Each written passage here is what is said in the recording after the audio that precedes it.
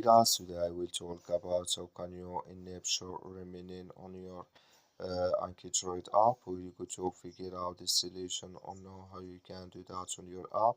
So you just follow this ways, then it's going to work with you. So all you have to do, just go here above this sign, click on it.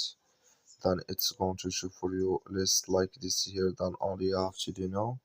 So just click here on settings here, then it's going to take you to next here. It's going to show for you like this.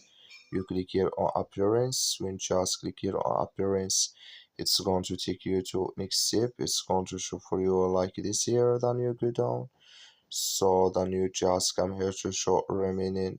Just clicking this sign, that like you see this color show for us, that's mean here show remaining enable with us now. That's all you have to do. Thank you for watching. Don't forget to support us by liking and subscribe.